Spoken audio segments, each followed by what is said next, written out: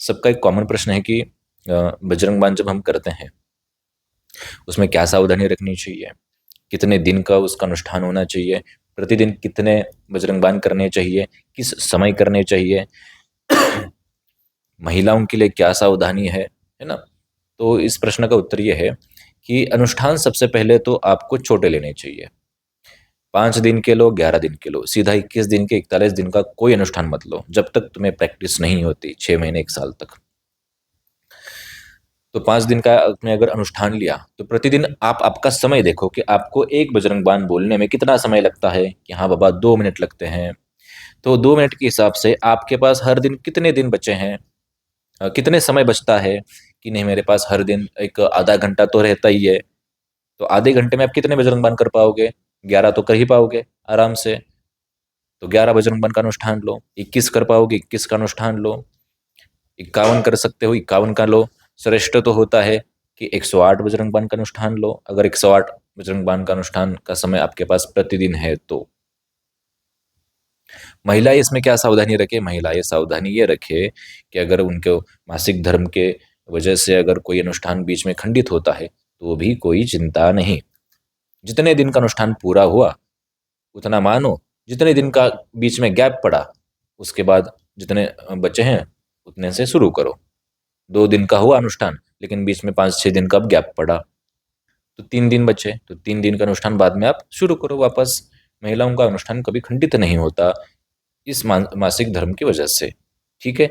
लेकिन तब क्या करें जब किसी इमरजेंसी की वजह से, किसी अचानक किसी काम की वजह से अगर हमारा अनुष्ठान खंडित हुआ तो क्या करें। तो उसमें आकलन ये करो कि क्या तुमने जानबूझ के किया, नहीं, स्थिति परिस्थिति वैसी आई इसलिए तुमने अनुष्ठान बीच में तुमको रोकना पड़ा। तो वो दिन का गैप छोड़ के आगे तुम वैसे कंटिन्यू करो, कोई चिंता नहीं। सावधानी ये रखो कि गैप पड़े ही ना। महिलाएं सावधानी ये रखे कि तारीख ही ऐसी चुने कि उनको भी गैप ना पड़े, समझे।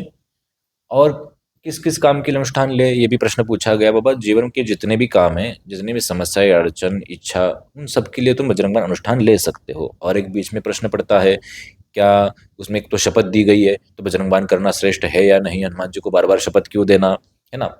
देखो एक बात समझ लो, बजरंग बाण की रचना करने वाले तुलसीदास जी हैं, जिन्होंने हनुमान चालीसा की रचना की, जिन्होंने रामचरितमानस की रचना की, वो तुलसीदास।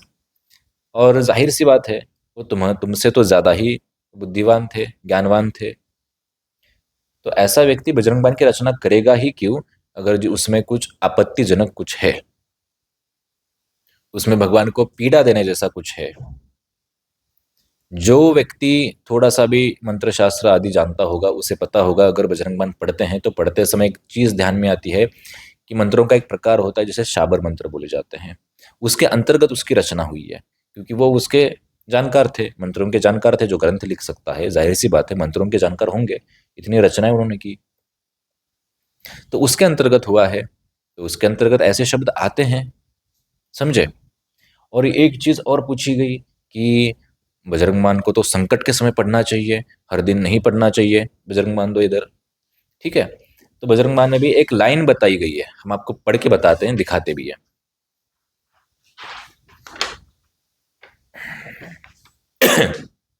पाठ करे बजरंग बाण की, हनुमंत रक्षा करे प्राण की, यह बजरंग बाण जो जापे तासो भूत प्रेत सब कापे, धूप दे जो जपे हमेशा, धूप दे जो जपे हमेशा, ताके तन नहीं रहे कलेशा। मतलब क्या, तुम इसको प्रतिदिन पढ़ सकते हो, कोई चिंता नहीं है।